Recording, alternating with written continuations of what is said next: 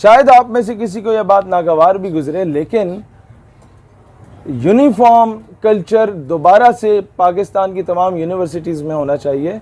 उसकी वजह यह है कि मैं जहाँ से पढ़ा, army public college of management and sciences, UT Taxila से इसकी एफिलिएशन थी। वहाँ पर उस दौर में हमारे वक्त में आज से 2 साल पहले यूनिफॉर्म सब बच्चों पे और बच्चियों पे लाजिम थी। तो होता क्या था कि एक ही किस्म का लिबास होता था जो सारे पहन के आते थे, और उसने कई बच्चों का भरम रखा हुआ था। ये समझ रहे हैं आप? बच्चों से ज़्यादा खासकर हमारी जो बहनें यूनिवर्सिटीज़ में पढ़ती हैं, जब वो हर दूसरे दिन नया लिबास पहन के नहीं जाती ना कोई खातून, तो बाकी खवातीन उनके साथ बैठने को तैयार नहीं होती। अच्छा, तुमने तो कल भी यही कपड़े पहने हुए थे, आज भी यही पहन के आ गई। लोग हकारत की निगाह से देखना शुरू हो जाते हैं। ये खवातीन जिस माँ ने, वो हिटलर मरहूम फरमाते थे, give me a good mother and I will give you a good generation. वो माँ की तरबियत कैसी होगी जब वो जाके तालीम हासिल नहीं कर पाएगी, वो एहसास कमतरी का शिकार हो जाएगी। लिहाजा यूनिफॉर्म एक ही हो, कई लोगों का भरम रहता है, और हर किस्म की फहाशी से आप बच सकते हैं। और दूसरी चीज़ ये है कि मुझे बहुत दुख होता है ये बताते हुए कि पाकिस्तान की कई ऐसी यूनिवर्सिटीज़ हैं जहां आप जिस किस्म का घटिया लिबास पहन के चले जाएं, आपको नहीं रोकेंगे। शलवार कमीज पहन के जाएं तो गेट पे रोक दिया जाएगा, ये क्या पहन के आ गए हो, this is not allowed over है।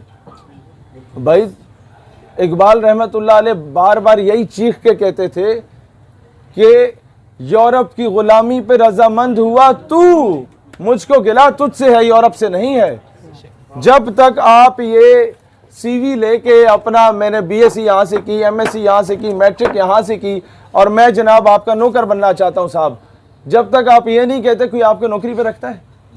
और फिर भी वो सोचता है हाँ जी नंबर कितने थे, ये आता है वो आता है। फिर जब गुलामी के तकाजे पूरे करते हो तो 12-14 हज़ार की नौकरी पे रखा जाता है इंजीनियरिंग के बाद। इसी तरह जब आप पिंड के चौधरी के पास जाओगे, जनाब मुझे दाने दो, मैं आपकी खेतों में हल चलाऊंगा, उसके बगैर वैसे तो नहीं देगा जब तक आप खुद नहीं जाएंगे। जबरदस्ती तो गुलाम कोई नहीं बनाता ना। तो जब तक डॉलर के एवज बेटियां नहीं बेचोगे, तब तक वो भी आपको गुलामी का सर्टिफिकेट नहीं देंगे। आज आपको पता है, कल एक ये आपके 17 या 18 साल पूरे हो चुके हैं डॉक्टर आफिया सिद्दीकी को अमरीकी कैद में, और क्या हम लोग जश्न आज़ादी मना रहे होते हैं, बाइकों के सिलेंसर निकाल के। हम लोग यौम दिफा बना रहे होते हैं, जनाब हमने ये कर दिया वो कर दिया, कौम की बेटी बाहर है जनाब। किस मुंह से यौम दिफा मनाएंगे? मैं आपको एग्जाम्पल दे देता हूँ।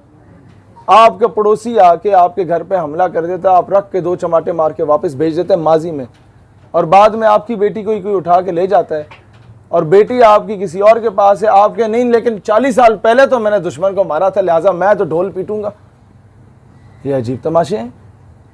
हम लोग उस दिन हकीकी मैनों में यौम दिफा मना सकेंगे जब वक्त के फ़िरौन को ललकारना सीखेंगे, जब हम उस दिन हकीकी मैनों में जश्न आज़ादी मनाना का हकदार होंगे, जिस दिन हम लोग अपने कश्मीरी भाइयों को नारों के अलावा या आधा घंटा खड़े होने के अलावा हकीकी मैनों में आज़ाद करके यहाँ ले आए होंगे।